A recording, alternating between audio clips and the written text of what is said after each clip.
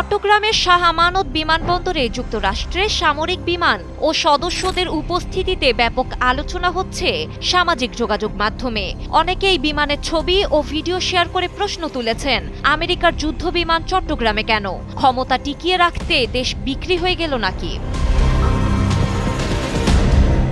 ঘটনার শুরু মঙ্গলবার। সেদিন চট্টগ্রামের বিমানবন্দরে যুক্তরাষ্ট্রের বিমান বাহিনীর কয়েকটি সামরিক বিমান ও বেশ কিছু সদস্যদের যাতায়াত লক্ষ্য করা যায়। এতেই ক্ষিপ্ত হয়ে ওঠেন অনেকেই। আবার অভিযোগ উঠেছে, ইউএস এয়ারফোর্সের এই অফিসাররা চট্টগ্রামের যে হোটেলে উঠেছেন সেখানকার গেস্ট রেজিস্টার খাতায় নিজেদের নাম বা পরিচয় নথিভুক্ত করেননি। এরপরই আলোচনা ওঠে তুঙ্গে। আসলে ঠিক কি ঘটেছে চট্টগ্রামে ইউএস বিমান বাহিনীকে ঘিরে?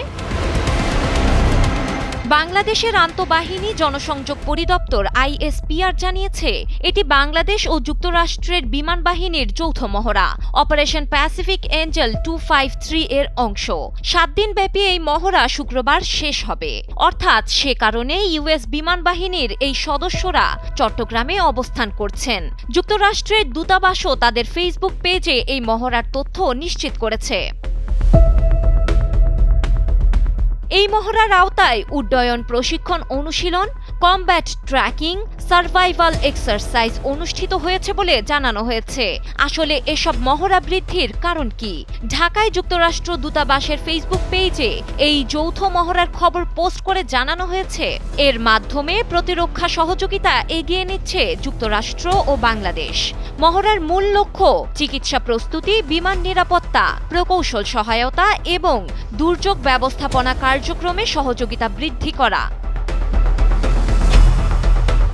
এদিকে গত 24 ঘণ্টায় সামাজিক যোগাযোগ মাধ্যমের অস্থিরতার প্রেক্ষিতে আইএসপিআর জানিয়েছে, এমন মহড়া নতুন কোনো বিষয় নয়। এর আগেও বাংলাদেশের বাহিনীর সাথে যুক্তরাষ্ট্রের বাহিনীর এমন যৌথ মহড়া অনুষ্ঠিত হয়েছে।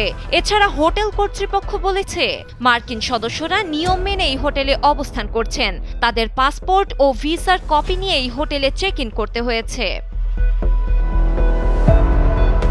7 দিনের বহুপাক্ষিক এই কর্মসূচিতে অংশ নিয়েছেন যুক্তরাষ্ট্রের 92 জন এবং বাংলাদেশ বিমান বাহিনীর 90 জন সদস্য, শ্রীলঙ্কা বিমান বাহিনীর 2 জন চিকিৎসা কর্মী, ওরেগন এয়ার ন্যাশনাল গার্ড এবং আঞ্চলিক সহযোগী অংশীদাররা।